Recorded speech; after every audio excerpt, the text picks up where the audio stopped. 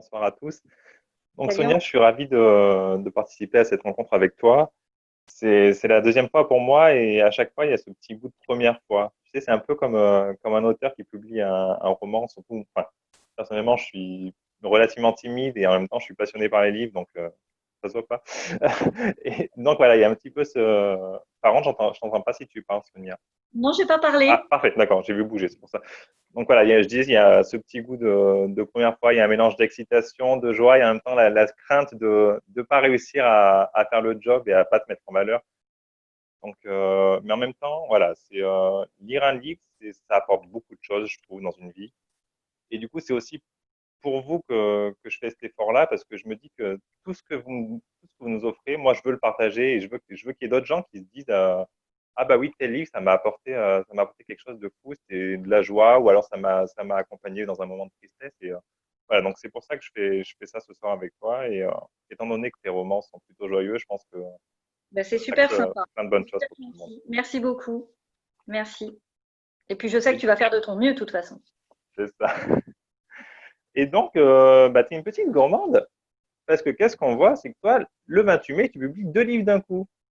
Eh ben oui, c'est assez inédit. Je crois même que c'est, enfin, je sais pas si ça existe dans l'histoire des livres, mais ouais, j'ai de la chance. J'ai de la chance. Dommage que le contexte gâche un peu la fête, mais ouais, c'est super. J'ai une maison qui croit en moi et c'était, enfin, c'est exaltant voilà, c'est une énorme récompense et je trouve ça génial de pouvoir offrir aux lecteurs finalement qui ne me connaissent pas deux romans parce que s'ils en ferment un et qu'ils ont apprécié, ils vont tout de suite aller se ruer sur l'autre. Et c'est deux fois mieux. Deux fois mieux. Et en plus, deux styles un petit peu différents et en même temps similaires. Mais Mm. j'ai envie de dire parution atypique, parcours atypique, parce que de mémoire, tu nous viens de la grande distribution. Donc, comment t'es arrivé ici et comment ça s'est passé avec le Cherche Midi? Parce que j'ai remarqué également que Sortez-moi de là était avant tout sorti en auto-édition. Ouais, tout à fait. Bah alors, je vais me présenter hein, rapidement pour tous ceux qui ne me connaissent pas. Donc, en fait, j'ai maintenant 42 ans. Je suis maman de deux enfants. Ma fille a 12 ans et mon fils a 9 ans. Et j'ai commencé à écrire vraiment par le plus grand des hasards lors d'une nuit d'insomnie que j'ai eue en janvier 2013 parce que je pense que j'étais pas loin d'un burn-out à la fois matériel et maternel pardon et professionnel et en fait je cherchais quelque chose qui puisse changer ma vie et à l'époque j'étais en train de lire un livre de Gilles Le Gardinier, Demain j'arrête et tout en lisant, je me dis mais cet auteur il est génial parce qu'il arrive à me faire rire et pleurer dans la même phrase ou pleurer et rire dans la même phrase et je me suis dit, tiens, si un jour je devais écrire un livre, je voudrais l'écrire comme lui. Et j'ai eu un moment de pause dans ma lecture et je me suis dit, mais en fait, je tiens ma solution, je vais écrire un livre, ce sera un best-seller et ma vie va changer. En gros, ça s'est résumé à ces trois trucs. Voilà, je vais écrire un livre, d'ailleurs, je vais écrire une trilogie. Ça s'appellera Épouse, mère et Working Girl. Et, euh, et j'avais déjà en tête, en fait, très rapidement, j'ai eu en tête les trois thématiques que je voulais aborder dans la vie de cette maman, puisque l'héroïne, faut pas se mentir, elle me ressemble pas mal. Donc, elle a la trentaine, son petit loulou fait pas ses nuits, ce qui était mon cas à l'époque. Au boulot, c'était juste une période horrible. Et donc, j'ai commencé à écrire un peu en mode exutoire, en mode autothérapie. En fait, ça m'a fait vachement de bien. J'ai adoré. Et à partir de ce moment-là, j'ai su que j'arrêterais plus jamais, quoi. Voilà. Donc, et donc c'est un peu comme ça qu'on est passé de la grande distribution à l'écriture. Il m'a suffi d'une insomnie. Et pourtant, j'en ai des insomnies, hein, mais celle-là, elle a été particulièrement, euh, je sais pas, Bénéfique et bénéfique. Voilà, je crois que c'est exactement le terme, bénéfique dans voilà tous les niveaux. Et puis comme j'y connaissais absolument rien au monde de l'édition, parce que moi j'étais persuadée à ce moment-là, quand je prends cette décision, je suis persuadée que je vais trouver un éditeur comme on trouve une baguette à la boulangerie, quoi. Et en fait, donc avec ma fraîcheur et ma naïveté qu'on retrouve après aussi dans les personnages que je mets sur le papier. Donc j'écris et puis je me dis bon, on est en janvier, au mois de mai il sera terminé, en juin il sera sur les rayons enfin il sera chez les libraires, voilà. Et en fait très rapidement j'ai rencontré un auteur qui m'a dit t'oublies tout de suite, ça peut pas se passer comme ça, c'est beaucoup plus long. En revanche, il existe l'auto-édition. Et à partir de ce moment-là, comme j'étais hyper pressée, en fait, il fallait que ça aille vite, quoi. Il fallait que ça aille vite. Il fallait, comme quand tu es enceinte, ça dure 9 mois, pas un jour de plus, et tu te fixes une date butoir. Et moi, je m'étais fixé 6 mois. Et donc, je me dis, bah, je laisse tomber l'édition traditionnelle. De toute façon, j'ai aucune chance apparemment. Je laisse tomber et puis j'essaierai de toucher les lecteurs grâce à l'auto-édition. Et petit à petit, ça s'est mis en place. J'ai respecté ce que je m'étais, les objectifs que je m'étais fixés. Donc en juin, je termine mon roman. En juillet, le tome 1 est en ligne. L'année suivante, j'écris le tome 2. L'année d'après, j'écris le tome 3. L'année suivante, en 2016, je sors un roman qui a lui été publié par City Édition. C'est un anniversaire au poil. L'aventure ne continue pas avec cet éditeur. Je m'en fiche, hop, je continue en auto-édition, ça se passe bien pour moi. Les lecteurs sont de plus en plus nombreux, mais je lâche pas l'affaire parce que mon rêve, c'est d'être en librairie. Voilà. Mon rêve, c'était d'être en librairie. Et puis, j'écris donc mon 5e roman, Tout peut arriver ou presque, qui lui fait de l'œil à une éditrice, qui est aujourd'hui mon éditrice au Cherche Midi. Et puis, on s'est loupé en 2018 parce que moi, mon roman Sortez-moi de là était prêt à être auto-publié. Et comme c'était mon roman annuel, j'écris pas 50 romans par an, j'en écris un. On s'est loupé à ce moment-là et on s'est dit bon ben on va se louper, mais on reprend rendez-vous entre guillemets. Et 2019, ça a été l'année du rendez-vous où j'ai vraiment écrit Ceux qui s'aiment avec cette fois l'objectif d'être publié.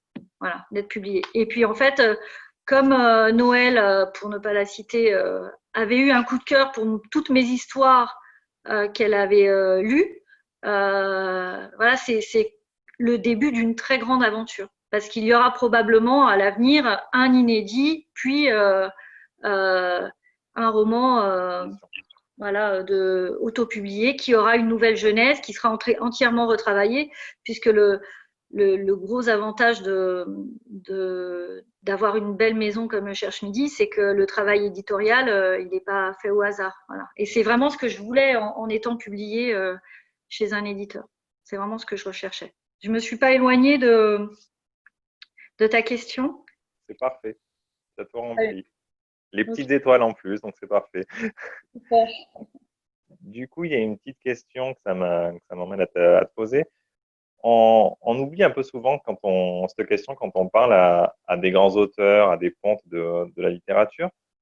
Mais vu que tu es, une jeune autrice, du moins publiée, petite question, qu'est-ce que ça te fait de découvrir tes livres sur l'étape des librairies? Eh bien, figure-toi que j'ai envie de chercher le libraire et lui faire des bisous. Non, mais en fait, je suis super contente. Je suis trop contente parce que c'est ce que je voulais. Réellement, ça me fait vraiment hyper plaisir. Et, donc, ça m'est arrivé là très récemment d'avoir des lectrices qui m'envoient des messages pour me dire bah tiens, je viens de passer à la librairie, un tel, j'ai vu tes livres. Et là, je lui dis mais t'y es encore? Et en fait, elle y retourne. Ça s'est passé à Neuchâtel il y a pas longtemps. Il y a une lectrice, elle passe devant une librairie où mes livres étaient en vitrine. Elle allait se chercher à manger pour son déjeuner. Je lui ai dit, si ça t'embête pas, on retourne voir le libraire. J'aimerais lui dire merci. Et donc, je l'ai appelé en visio. Enfin, on s'est appelé en visio avec cette lectrice. Et j'ai fait un coucou au libraire. Il était super content et moi aussi. Et si je pouvais appeler tous les libraires de France qui disposent mes livres sur leur table, franchement, je le ferais parce que je trouve que c'est génial, quoi. Parce que si on n'est pas sur les tables des libraires, on peut pas être vu par les lecteurs. Et voilà, moi je trouve ça génial. Je trouve ça génial.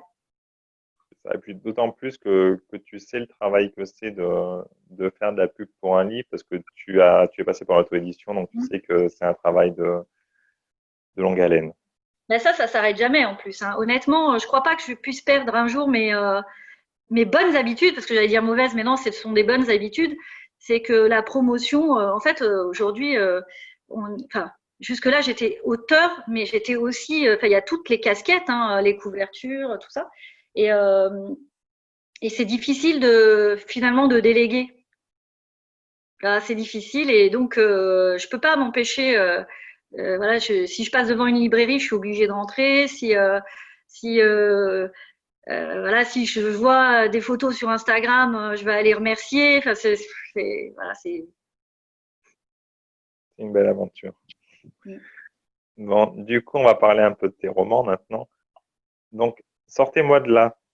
Tu nous racontes un petit peu les aventures rocambolesques de Madeleine. Donc, Madeleine, pour la faire rapidement, elle a 35 ans et sa mère décède. Donc là, ça devrait être normalement un petit peu la fin de sa vie et c'est un peu le cas parce que cette jeune femme, elle vit dans la campagne et elle a jamais rien, un petit peu rien vu, elle a jamais, un petit peu jamais rien Mm. vu de sa vie. Mm. Et en même temps, on assiste très rapidement en fait à sa naissance en tant que femme. Elle est plus justement cet enfant, enfin, cette fille d'eux, elle devient Madeleine. Et du coup, moi, je me demande comment t'es venue cette idée déjà et est-ce que tu n'avais pas peur quand tu l'as mise sur papier qu'on trouve justement, comme tu disais tout à l'heure, ton héroïne un petit peu naïve. Est-ce que t'as pas du mal un petit peu à la défendre? Alors, j'ai jamais eu à la défendre. Honnêtement. Après, je pense que justement, j'ai tendance à pousser peut-être dans les clichés ou parce que je trouve que ça la rend encore plus attachante et plus drôle en fait. Donc c'était volontaire qu'elle soit comme ça. C'était volontaire qu'elle soit comme ça et quand j'ai eu cette idée, en fait, c'est vraiment généralement, moi je suis dans un roman, j'ai pas forcément d'idées sur ce que je vais écrire après. Bon, plus ça va, plus aujourd'hui j'ai plein d'idées, mais à l'époque je terminais un livre et puis après je me disais tiens bon, je vais faire une grande pause, qu'est-ce que je vais écrire, qu'est-ce que ce sera? Et je me rappelle très bien du moment où j'ai eu cette idée de Madeleine. Va savoir pourquoi cette vieille fille qui quitte la campagne, peut-être un lien avec ma mère qui a quitté sa campagne italienne pour partir à Paris, enfin pour suivre mon père, mais à l'époque elle suivait un homme, donc va savoir pourquoi, mais je me rappelle très bien que j'allais travailler, j'étais au feu rouge. Qui est en bas de ma rue là, et donc je me dis tiens, quelle sera ma prochaine histoire? Et là je me dis bah tiens, ce sera l'histoire d'une femme qui a jamais connu l'amour, qui a toujours vécu avec sa mère, alors probablement dans un village reculé euh, où il n'y a pas grand-chose. Euh, et, euh, et puis, bah, elles ont été un peu toutes les deux comme ça, isolées. Et puis après, voilà, il y a l'histoire du père qui décède. C'est vrai que le début est pas folichon, mais en fait, On peut dire. ouais, ouais, c'est vrai que le début est pas folichon. Mais en fait, ça ressemble pas à ce que, enfin, en tout cas, ça prend vite la tournure que j'ai envie que ça prenne, c'est-à-dire qu'au début, voilà, c'est pas folichon, mais je vais accrocher le lecteur et ensuite, il va lui arriver tellement de trucs à cette Madeleine que même moi, j'ai eu du mal à suivre, quoi. Et pour parler un petit peu méthodologie, parce que on n'en parlera pas forcément après, mais en fait, j'ai mon idée de départ, à peu près la façon dont ça va se terminer, je dis bien à peu près, parce qu'en fait, tout du long, mon personnage, il prend les devants et finalement, j'arrive pas vraiment à le suivre et j'ai aucun plan. C'est-à-dire que je sais deux, trois petites anecdotes que je vais aller glisser, soit parce qu'elles font rire, soit parce qu'elles vont toucher, parce que j'aime bien jouer avec l'ascenseur émotionnel. Mais au-delà de ça, c'est presque lui qui va me guider, enfin le personnage principal qui va me guider dans ses aventures. Et, euh, et donc, je sais plus pourquoi je te dis ça, mais Madeleine, voilà, elle est rigolote, elle est attachante, elle est maladroite, pour elle, Hubert, c'est Hubert, enfin voilà, mais je la voulais volontairement comme ça. Et honnêtement, jusque-là, j'ai jamais eu de commentaires assassins, ou alors les gens n'osent pas, et tant mieux parce que du coup, ça me ferait très mal pour le coup. Mais, euh, mais bon, voilà. Apparemment, il l'aime bien, ma petite Madeleine. Du coup, depuis tout à l'heure, on parle beaucoup de Paris, Paris, Paris. Mais est-ce que tu n'as pas eu peur justement quand tu as écrit ce roman de fâcher un petit peu les provinciaux? Parce que tu nous présentes encore un Paris merveilleux, un Paris où on s'épanouit, alors que dans sa petite province, Madeleine, au final, elle était peut-être pas si heureuse que ça. Ouais, oh, je sais pas. Paris, c'est quand même la ville, la plus belle ville du monde. Enfin, pour les touristes, du moins, hein, parce que moi j'y suis, donc je vois aussi les travers de Paris. Euh, mais bon, je sais pas. Non, je me pose pas autant de questions en fait quand j'écris. D'ailleurs, dans Ceux qui s'aiment, après ça se passe à Toulouse, tu vois. Et pourtant, voilà. Toulouse, il y a un autre débat. On en parlera. Les pains au chocolat, les chocolatines. Après, c'est peut-être aussi, du coup, c'était peut-être un besoin parce que ça reste, enfin, pas un premier roman, mais c'est le premier bébé que tu portes dans l'édition. Il y a peut-être ce besoin aussi de te recentrer et de te sentir un petit peu dans ton cocon. Donc, tu es parisienne, donc ça se passe à Paris. Non, mais je pense qu'en fait, bon, c'est peut-être. Euh, je pense pour ceux qui ne vont pas à Paris, parce qu'il y a des gens qui connaissent pas Paris. Hein, je pense il y a des gens qui bougent pas forcément parce qu'ils sont bien aussi dans leur région et qui n'ont pas l'habitude de voyager ou parce que c'est pas dans leur loisir. Et puis il y a aussi des gens. Enfin moi je suis issue de familles de paysans et je vois bien hein, en Italie. Euh, Moins maintenant, mais mes tantes et mes oncles, ils voyageaient jamais. Enfin, je veux dire, quand ils venaient en France pour nous voir, c'est une fois tous les 10 ans et ça nécessite vraiment une organisation euh, énorme parce qu'ils ont des bêtes et que qui va les promener sur la colline. Enfin, c'est vraiment, c'est pas péjoratif du tout, mais c'est vraiment ça dans leur quotidien. Ils sont vraiment envahis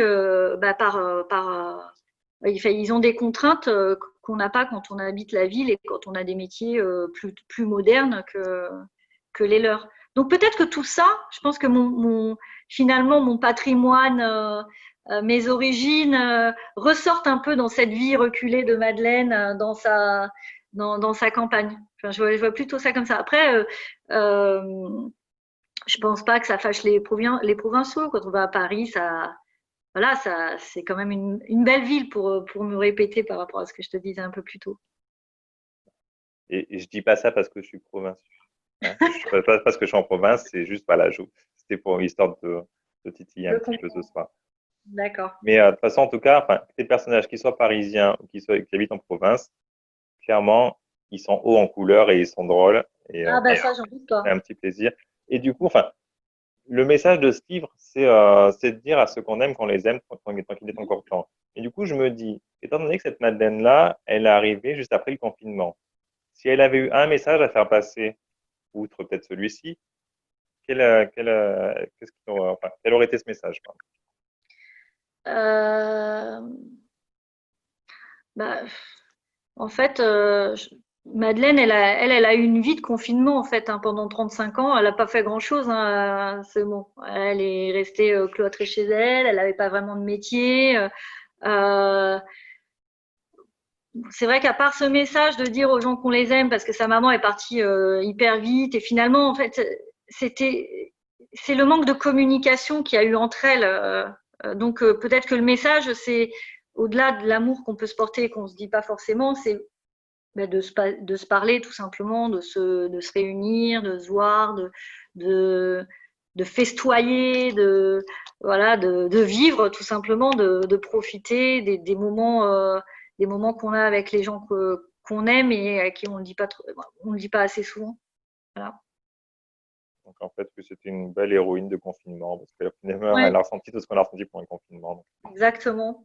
Ouais. Et du coup, je m'interrogeais également par rapport à tout cet humour justement que tu nous offres. Quelles sont tes références, que ce soit, enfin, est-ce que c'est des références du coup littéraires ou est-ce que tu t'inspires d'acteurs, enfin, d'où tu tires cet humour? Mais je suis très drôle, Antonin. En fait, c'est moi, c'est tout. Non, en fait, quand j'ai commencé à écrire, bon d'abord, je vais citer tout à l'heure Gilles Le Gardinier parce que c'est un auteur qui vraiment réussit à me faire rire et à me toucher. Après, il y a plein d'auteurs Virginie Grimaldi en fait partie, par exemple. J'adore sa plume, elle me fait rire. Il y a Zoé Brisby aussi qui écrit très bien comme ça, qui m'a vraiment fait éclater de rire dans L'habit ne fait pas le moineau, par exemple. Après, c'est vrai que quand j'ai commencé à écrire, je me suis très vite aperçue qu'une scène complètement anecdotique, en fait, pouvait être drôle pour peu qu'on y mette un peu. Enfin, voilà, c'est voir le verre à moitié plein plutôt qu'à moitié vide. Et finalement, en rajoutant une petite touche de fantaisie, on arrive à trouver la situation drôle, alors que, si on est de mauvais poil, elle le serait pas du tout, quoi. Voilà. Et je pense que ça, ça doit être dans mon tempérament un peu, voilà, une éternelle optimiste, un peu, enfin, plutôt de bonne humeur, plutôt enjouée, joviale. En fait, même si je suis pas toujours drôle, il suffirait de demander à mes enfants, mais, euh, mais ma fille elle fait drôle de tête. Non, mais voilà, je pense que j'ai envie dans mes histoires. Justement, je parlais d'ascenseur émotionnel. J'ai envie d'à la fois de faire rire et à la fois de toucher. Et voilà, je sais pas si ça répond à ta question. Si, si, si, si. Après, des références littéraires, bah, bon, il y a les auteurs que j'ai cités. C'est sûr que plus je vieillis et plus j'aime lire ce genre de lecture aussi, les comédies contemporaines. Euh, je lisais beaucoup de polars et de thrillers, enfin, même de romans noirs, et j'ai plus de mal maintenant. Enfin, en fait, j'aime bien cette bulle de divertissement qu'offre ce genre de lecture. Et quand j'écris, vraiment, je prends énormément de plaisir et j'essaie constamment de me mettre dans la peau du lecteur pour savoir si lui il va en ressentir en le lisant. Je ne sais pas si c'est très clair, mais voilà. Moi, j'ai mon scénario dans ma tête et c'est presque, je me mime pardon, les scènes. Parfois, mon mari me voit, je fais un truc, il me dit, mais qu'est-ce que tu fais? En fait, j'essaie d'imaginer la scène pour qu'elle soit la plus réaliste possible. Et voilà, ça fait partie de ma petite touche de folie probablement. On est plusieurs dans ma tête et ça ressort comme ça. Voilà. Bon, du coup, vu que tu parlais du lecteur, je te propose, avant qu'on passe à l'autre livre, de nous lire un petit extrait du coup de Sortez-moi de là. Sortez-moi de là. Alors, où écrire? Mais en fait, je sais pas lire. Non, c'est nul. Elle est nulle celle-là. On efface, on rentre. Nathalie, coupe tout. Voilà. Alors, j'avais choisi la page 131. C'est quand Madeleine, enfin c'est quand Madeleine est dans une boutique un peu particulière. Elle comprend pas exactement où elle est, mais elle a le droit à un relooking sans précédent. Sur ces mots, elle pose sur le lit un collant, un petit carré noir qui a l'air d'être une jupe très mini, et un pull cintré rouge avec un col V. Puis elle quitte la pièce. J'enfile la culotte, un peu à contre-cœur, mais au point où j'en suis, je ne peux plus me sauver. J'ai juste un petit problème technique. Non, j'hésite à raconter ça, c'est gênant. Cela dit, depuis le coup de la brosse, je n'ai plus grand-chose à cacher. Eh bien voilà, ça dépasse un peu là-dessous. Je m'en doutais, annonce Madame Daisy en entrant dans la pièce sans que je l'aie entendue, me faisant sursauter. Kelly va s'en occuper. Kelly, apporte la cire chaude. Vous êtes aussi un salon d'esthétique? Nous faisons absolument tout chez moi, lâche-t-elle, ne laissant aucun doute sur les multiples compétences de la maison. Kelly arrive avec tout l'attirail, cire et sèche-cheveux. En 3 minutes, je me retrouve la petite à l'air, complètement épilée, rougie, mais douce comme une peau de bébé. Mes aisselles n'y échappent pas. Ça fait super mal, mais c'est rapide, alors je ne me plains pas. On continue ou on s'arrête là? Allez, on va s'arrêter parce que je ne sais pas combien de temps il nous reste, mais qu'on laisse la petite chance au second. Oui, tout à fait. Donc, on va passer à ceux qui s'aiment finissent toujours par se retrouver. Et comme je te le disais, je vais essayer d'être objectif avec ce livre parce qu'il n'y peut rien. Mais quel crime tu as commis en nous parlant de chocolatine, bon sang. On mange des pains au chocolat ici. Alors, pour la petite histoire, l'intrigue se passe à Toulouse. Et à Toulouse, j'ai souvenir qu'on dit chocolatine. De même qu'on dit poche pour le sac en papier. Voilà. Et en fait, Donc, moi, j'écris mon roman et je mets chocolatine. Le manuscrit arrive dans les mains de mon éditrice. Elle me dit, elle corrige, elle met pain au chocolat. Donc, la phase de correction se passe pain au chocolat, pain au chocolat, pain au chocolat. Je reçois le BAT et j'ai culpabilisé par rapport à mes héroïnes. Je me dis, non, on est à Toulouse, elles disent chocolatine. Donc, je suis revenue sur chocolatine. Et donc, je demande à la personne en charge des ultimes modifications, parce que quand on en est au stade du BAT, généralement, il faut que ça aille vite. Et donc, je lui dis, bah non, j'aimerais bien qu'on mette chocolatine à la place de pain au chocolat. Et donc, on a remodifié. Et en plus, je pense que j'ai un petit goût de la provoque, parce que du coup, je savais que ça allait faire parler. Et même si la région chocolatine, elle est plus petite et que moi, je dis pain au chocolat quand je vais à la boulangerie, bah, j'aimais bien créer ce petit débat et ça n'a pas loupé parce qu'il y a plein de lecteurs qui, du coup, font des photos de la page et puis après les mettent sur Instagram. Mais qu'est-ce que c'est que ça? Voilà, moi, ça m'amuse. C'est ça. Mais tu vois, c'est pour ça d'ailleurs qu'on fait un point dessus, parce que pas plus tard que l'été dernier, il y a eu un gros débat sur Instagram, justement, sur la chocolatine et le pain au chocolat. Et donc, Laure Rollier, également autrice, te remerciera Ce pour petit clin d'œil. voilà, pour ce petit clin d'œil et cette fin de débat. Et Okay. donc, dans ce roman-là, tu nous parles beaucoup de viennoiserie et donc de chocolatine ou pain au chocolat, peu importe. Nous, on peut dire pain au chocolat, on nous en voudra pas. Hein. Bon. Et tu nous offres donc trois portraits de femmes, trois générations qui sont liées par l'amour et le poids des convenances et la culpabilité qui en ressort. Donc, il s'agit de Liliane, la grand-mère, Catherine, la mère, ou Justine, la petite fille. En fait, chacune semble être que l'ombre d'elle-même. Elle, elle végète un petit peu dans son coin en attendant soit un coup de pouce du destin, soit que quelqu'un l'autorise un petit peu à être finalement qui elle veut. Et du coup, quelle est, selon toi, parmi ces trois héroïnes, celle qui touchera le plus le lecteur et celle qui, au contraire, le fera un petit peu tiquer?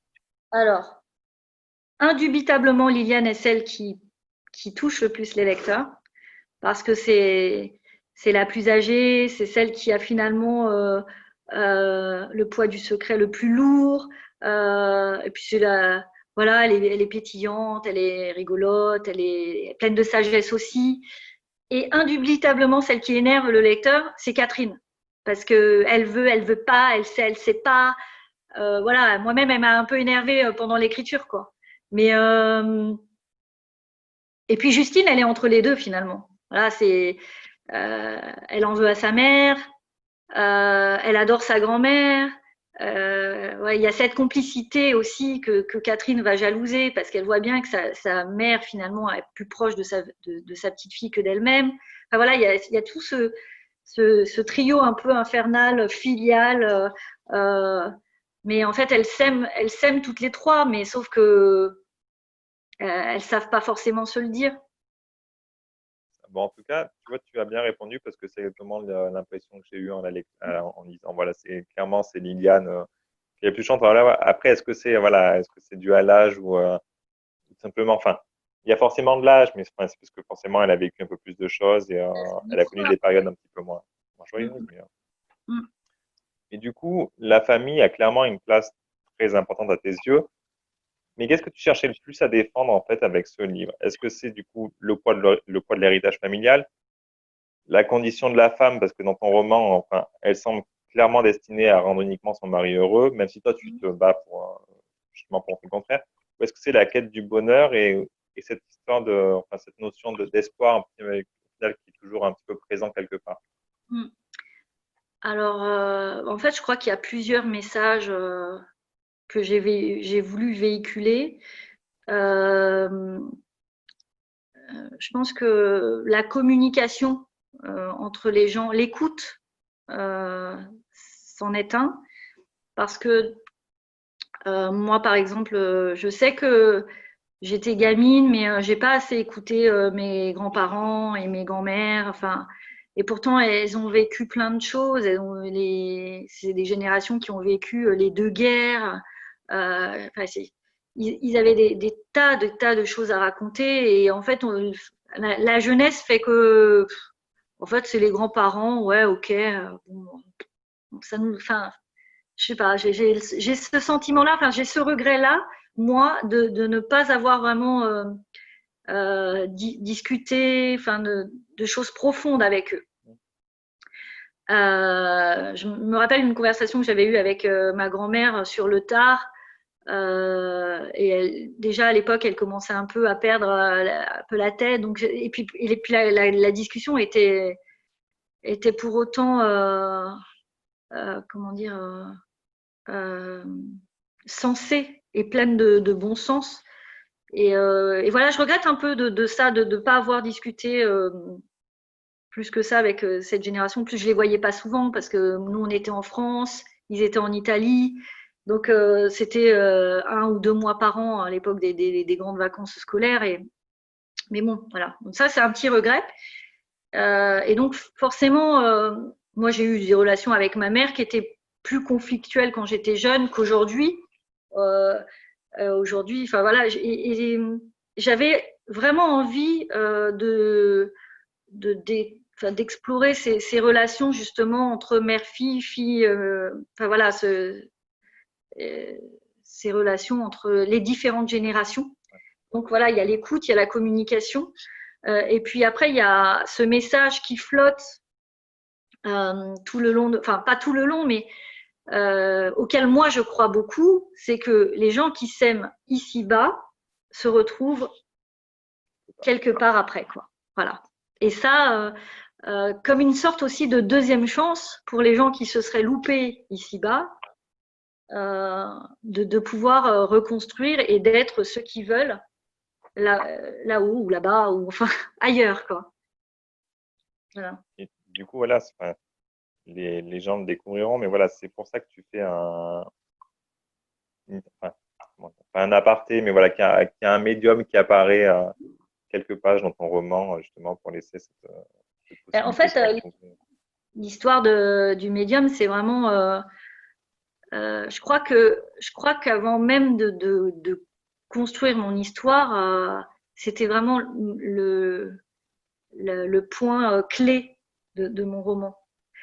Même si du coup après la vraie vie, la réalité prend le dessus sur cette parenthèse, mais qui résolue, qui va résoudre toute euh, enfin, l'histoire. Donc c'est difficile d'en parler parce que c'est vraiment la surprise qui fait que voilà.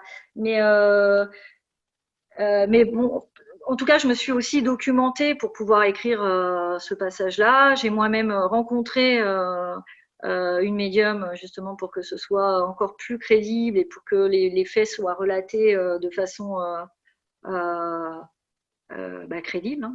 Je l'ai déjà dit, mais c'est vraiment ça. Et en plus, ça a été assez spectaculaire parce que j'ai vraiment eu des messages de personnes de défunts qui m'ont conforté dans cette idée que voilà, ceux qui s'aiment finissent toujours par se retrouver. D'accord. Du coup, enfin, il nous reste 1 ou 2 questions avant de terminer, mais justement, vu que tu nous parlais d'écoute et de conversation, je te propose de nous lire un petit passage de ce roman. D'accord. Alors, c'est un roman à 3 voix, donc il y a Liliane, Catherine et Justine qui parlent à tour de rôle, et là, je vous ai choisi un petit passage, c'est Liliane qui parle. Justine s'est endormie près de moi. J'allonge ses jambes et je dépose une couverture sur elle. La musique classique provoque en moi un torrent de regrets. Ma petite fille ignore que j'ai aimé très fort un homme, autrefois. Un musicien, un violoniste. Il était l'homme de ma vie. Un jour de mai 1958, il a pris le train en direction de Paris pour passer une audition à l'Opéra Garnier. Je ne l'ai jamais revu. Je n'ai reçu aucune nouvelle. J'ignore ce qui lui est arrivé. Il m'avait pourtant promis de revenir me chercher. Il voulait qu'on se marie, qu'on ait des enfants. Dans ses bras, j'ai découvert l'amour dans ce qu'il y a de plus beau et de plus charnel. Il avait quelques années de plus que moi et était d'une douceur exquise. Ses caresses, ses baisers, ses regards amoureux. Encore aujourd'hui, mon corps s'en souvient. Mes parents n'en ont jamais rien su. Si seulement j'étais montée dans ce train avec lui. Dans son sommeil, Justine grimace, comme si elle me blâmait d'avoir une telle pensée. Si j'étais montée dans ce train, elle ne serait pas là, ma Juju. Pas plus que mes enfants d'ailleurs. Un acte anodin Un acte anodin peut avoir des conséquences irrévocables. La vie est ainsi faite. Oh, je n'ai pas été malheureuse avec Francis. J'avais beaucoup d'affection pour lui. Mais il ne m'a pas aimée. Ah, excuse-moi. Excusez-moi tous. Mais il n'a jamais su m'aimer comme je l'aurais voulu. Wouh. Mais tu vois, petite anecdote pour ceux qui n'ont pas assisté à nos échanges avant la vidéo. Tu me dis que tu savais pas choisir les extraits. Et bon, au Ouais. final, tu as choisi le bon, je pense. Ah, bon, ben voilà. Ouais, malgré ce qu'on avait dit, c'était parfait. Et donc Mm. voilà, après, tu as touché donc à deux styles un petit peu différents avec tes romans. Mm. Donc on est plus dans l'humour avec Sortez-moi de là et un peu plus dans l'émotion et le sérieux et la sensibilité avec ceux qui s'aiment qui ne sont toujours pas se retrouver. Au Mm. final, dans lequel des deux tu t'es senti le plus à l'aise? Ah, en fait, c'est compliqué de dire ça, enfin, de répondre à ta question parce que euh, quand j'étais avec Madeleine et l'objectif c'était d'amuser la galerie, on va dire. Euh, Puis quand j'étais avec les trois personnages de ceux qui s'aiment, là c'était vraiment voilà, le but c'était vraiment de toucher. Moi j'ai pas, enfin c'est vrai que certains m'ont dit il est très drôle, ceux qui s'aiment aussi. Bon, moi je l'ai pas écrit avec cet objectif d'humour. Comme tu l'as si bien dit, pour moi, Sortez-moi de là, c'est un livre qu'on peut facilement classer dans la littérature humoristique. En revanche, ceux qui s'aiment, pas forcément. Et pourtant, certains le trouvent drôle. Tant mieux. Ça, pense que c'est ma plume qui est ainsi faite, où euh, on retrouve ce côté un peu humoristique dans mes chapitres. Je peux pas dire que j'ai été plus à l'aise dans l'un que dans l'autre. En fait, quand je suis dans une histoire, je suis dans l'histoire et voilà, je suis bien en fait. Je suis bien avec mes personnages, mais je suis bien, mais je suis aussi en fonction de leur humeur. Donc Madeleine, elle est pas toujours bien dans sa tête et dans son corps. Donc enfin, voilà, c'est bon. Voilà, c'est une fois de plus l'ascenseur émotionnel un peu dans les deux romans. Et moi, tant que j'écris et que je me fais du bien et que j'imagine que ça va faire du bien aux autres, je me sens bien. Voilà. D'accord, très bien. Du coup, ben, un dernier petit mot peut-être pour les lecteurs, je sais pas, une anecdote d'écriture ou un projet en cours, peut-être sur l'Italie, vu que tu nous parles beaucoup d'Italie tout à l'heure. Sur l'Italie, ouais. Bah après, j'ai pas forcément envie d'évoquer d'autres romans qui abordent l'Italie, mais il y a toujours un peu d'Italie dans mes romans, sauf dans ces deux-là. Mais non, je suis en train d'écrire un autre livre et qui sera lui aussi beaucoup dans l'émotion. Et peut-être que je m'éloigne un petit peu justement de ce qui a caractérisé ma plume jusqu'ici et des situations le, rigolotes, voire loufoques et un peu burlesques. Donc voilà, je suis aussi dans un autre état d'esprit et je vous en dirai plus dans les prochains mois parce que j'en suis qu'au tout début. Pour moi, le confinement a eu euh, en fait, je me suis beaucoup amusée pendant le confinement. C'est une période que j'ai beaucoup aimée. Mais alors, par contre, j'ai pas écrit du tout. Voilà. Donc, ça m'a coupé dans mon élan. J'étais bien lancée juste avant. Et là, il faut que je renoue avec mes personnages. Et là, j'ai hâte de pouvoir partir justement en Italie, puisque je pars samedi prochain, et m'isoler avec mes personnages et faire avancer leurs histoires. C'est bien parce que Sonia vient juste de répondre à une question là, c'est C'est parfait. ça. Ah, j'avais pas vu. Donc j'ai des questions. Ah oui, oui, je suis là, je suis là. Il y a une première question de Valérie qui demande: l'écriture est-elle devenue votre unique profession ou bien avez-vous conservé votre précédent emploi? Alors, en toute transparence, j'ai pris un grand congé pour me consacrer à l'écriture parce que c'est un côté très rassurant de me dire j'ai toujours mon emploi si voilà, si j'ai besoin de le retrouver parce que c'est un métier que j'adore et dans lequel je m'épanouis aussi beaucoup. Mais je suis très contente d'être écrivain à temps plein, même si j'écris pas beaucoup en ce moment. Mais voilà, pour l'instant, je suis écrivain à temps plein. Alors, Charlotte, est-ce que écrire, c'est rattraper ce qu'on n'a pas fait, pas dit, pas compris? Peut-être, peut-être. Je pense qu'écrire, c'est aussi il y a énormément de soi hein, quand on écrit, hein, beaucoup plus qu'on ne voudrait, enfin, en tout cas qu'on ne le dit, qu'on ne l'avoue. Oui, je pense, ouais. Je parlais de mes grands-mères tout à l'heure. Voilà, la complicité qu'il existe entre Liliane et Justine, je l'ai pas forcément connue et j'aimerais beaucoup qu'elle se mette en place entre ma propre maman et ma fille, par exemple. Voilà. D'accord. Il y a Nicolas qui voudrait savoir, vous avez dit tout à l'heure que vous aimiez faire revivre les scènes de vos personnages. Pourquoi ne pas être allé plutôt vers le scénario, l'écriture de scénario? Mais parce qu'en fait, moi, je suis une autodidacte et que je me suis lancée en fait dans l'écriture, mais vraiment par hasard. Et peut-être que plus tard, ça évoluera vers des scénarios. Mais en tout cas, moi, quand j'écris mon histoire, je la réfléchis comme un scénario. Donc maintenant, j'aimerais beaucoup. S'il y a des producteurs parmi vous, n'hésitez pas. Non, non, non, je plaisante. Mais enfin, non, je plaisante pas vraiment. Mais voilà. Voilà. Non, mais je m'amuse beaucoup en écrivant et après, je n'ai pas les compétences. Peut-être que plus tard, une petite formation, ce sera pas du luxe pour justement être encore plus proche d'une certaine méthodologie qu'aujourd'hui je n'ai pas, quoi. Il y a Valérie qui a encore une question. Envisagez-vous d'aborder un jour le polar ou le thriller? Ou pas du tout? Vous voulez rester dans ce que vous... Alors, tout est possible. Comme je le disais tout à l'heure à Antonin, je prends beaucoup de plaisir à écrire alors plus des comédies contemporaines ou de la littérature humoristique. Je ne sais pas trop comment se classer. Vous voyez, ça fait partie des choses que je ne sais pas vraiment, ou dans lesquelles je ne sais pas vraiment me positionner. Mais ce qui est sûr, c'est que si un jour j'écris un polar, je pense que mon héroïne, enfin mon commissaire ou mon meurtrier aura quelque chose de loufoque et de rigolo. Je suis pas sûre d'avoir vraiment aujourd'hui les compétences pour écrire vraiment quelque chose de très noir, même si mon prochain roman sera encore moins drôle que ce que j'ai pu écrire jusqu'ici. Donc, mais tout est possible. Je me ferme aucune porte en fait. C'est parfait, c'est bien. Marie voudrait savoir quel serait votre livre idéal à écrire. Un livre idéal à écrire? Je sais pas. Bah alors? L'histoire de ton succès. Ah ouais? Un gros succès?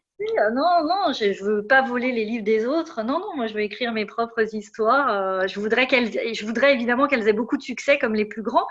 Un livre, j'ai pas un livre de chevet aussi incontournable. En fait, malheureusement, j'adore lire, je lis beaucoup, mais j'ai tendance à oublier très vite les histoires que je lis. Il y a pas, enfin, voilà.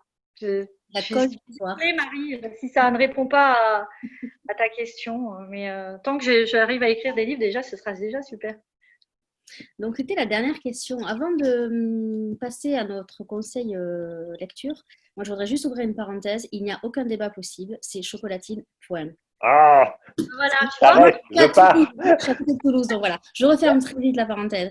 Est-ce que Sonia a un conseil lecture à nous donner?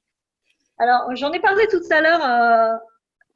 C'est Zoé Brisby, L'habit ne fait pas le moineau. Voilà, je l'ai lu moi en grand format. Zoé est une copine, mais c'est pas pour ça que je vous le présente, hein. C'est parce que c'est un livre qui a réussi aussi à me toucher dans les deux sens du terme, c'est-à-dire à me faire rire et me faire pleurer. J'ai adoré accompagner Alex et Maxime durant leur périple. Et si vous voulez passer un super moment, il est drôle. Je pense que c'est quand je l'ai lu, en fait, mon mari m'entendait exploser de rire. Et quand même, quand on lit, c'est quand même rare je pleure beaucoup plus que je n'explose de rire. Et là, vraiment, il y a eu vraiment de nombreux fous rires. Donc, il est sorti il n'y a pas longtemps. Voilà, C'est c'est un ma livre petite de page. poche, hein, c'est ça? Un livre de poche. Ouais, c'est livre de poche. L'habit ne fait pas le moineau de Zoé Brisby. C'est mon conseil de lecture pour passer un bon moment.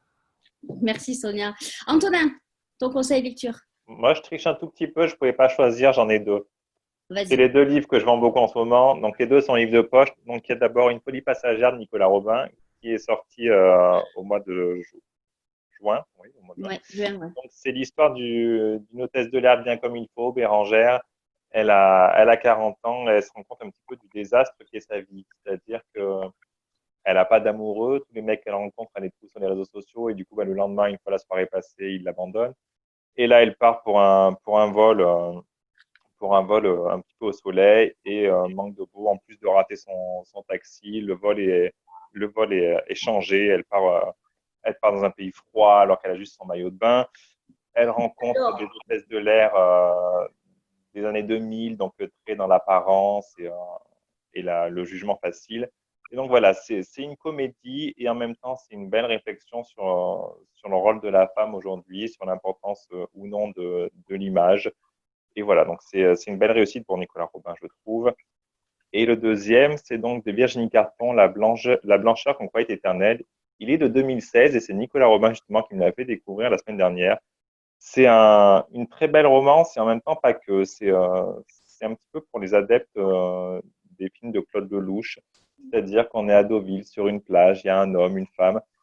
Et en fait, c'est l'histoire de deux incompris en fait, qui se trouvent jamais vraiment à leur place dans ce monde, qui font un petit peu rire leurs amis avec leurs références d'un temps.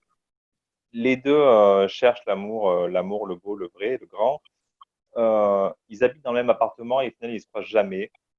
Enfin, ils s'aperçoivent dans des soirées ou justement à d'autres endroits et ils n'arrivent jamais à se capter réellement. Voilà, et donc c'est l'histoire de ces deux êtres qui cherchent l'amour un petit peu partout alors qu'au final, il est juste sous leurs yeux. Et donc tout le long, on a ces films en noir et blanc, ces petites musiques un petit peu voilà, à la publicité. Enfin voilà, c'est juste très beau pour Donc, les je vais hommes, pour les répéter femmes. le titre parce qu'on me le demande. C'est La blancheur qu'on croyait éternelle de Virginie Carton et c'est au livre de poche. C'est bien ça, hein, je ne me suis pas C'est trompée. ça, parfait. Moi, j'ai choisi un sujet plus grave. Je suis partie chez Folio et je vous ai ressorti Sa Majesté des Mouches de William Golding. Je ne sais pas si vous l'avez lu, c'est un grand roman d'aventure et surtout un grand roman d'apprentissage. C'est l'histoire d'une bande de garçons de 6 à 12 ans qui se retrouvent rejetés sur une île déserte. Alors au début, c'est les vacances, c'est super, c'est génial, sauf qu'il va falloir apprendre à survivre. Et donc là, ils vont faire comme dans les collèges anglais. Ils vont suivre une discipline assez drastique et ils vont élire un chef. Et là, tout va changer. Donc c'est à la fois un roman d'aventure, d'apprentissage, mais c'est parfois très très dur. Mais c'est un très bon roman, je vous le conseille si vous avez envie de replonger dans ce genre de lecture. En tout cas, moi je voudrais dire que ceux qui nous regardent, il faut que vous alliez absolument en librairie, vous procurer. Ceux qui s'aiment finissent toujours par se retrouver. Et Sortez-moi de là, qui sont de Sonia Dagotor, qui sont sortis au Cherche Midi. Vous pouvez aller dans la librairie d'Antonin Camus, la librairie Écriture à Chabrol dans la Drôme. Sinon, vous pouvez aller dans toutes les librairies de France et de Navarre. Je pense que vous les trouverez sur les tables de librairie. Vous avez aussi la possibilité pour ceux qui ne peuvent pas se déplacer, d'aller sur notre site unendroitoaller.com. Vous allez sur la page de la rencontre où il y a Sonia et Antonin et vous avez un petit bouton pour acheter le livre et vous atterrissez sur une plateforme de librairie indépendante. Voilà, donc vous avez aussi cette possibilité-là. Demain, on se retrouvera à 19h avec Stéphanie Hochet pour un parcours d'auteur. On retrouve Stéphanie qui avait fait la première rencontre Un endroit où aller, donc ce sera l'occasion de revenir sur tout ça. En tout cas, je voulais vraiment vous remercier, Sonia et Antonin, d'avoir été avec nous ce soir. Merci. Pour parler de ces deux romans. Donc, je les remontre, voilà. Je vais vous souhaiter un bel été, une belle écriture pour Sonia, Antonin, un bon courage pour la librairie. Je vous donne le mot de la fin. En tout cas, je vous remercie vraiment. Merci beaucoup. Merci beaucoup. Je te laisserai le dernier mot, Sonia. Du coup, je te dirais juste qu'on a parlé de Virginie Grimaldi, on a parlé de City Édition. Comme Virginie a commencé chez City Édition, je te souhaite le même parcours. Ce serait génial. Ouais. Merci beaucoup.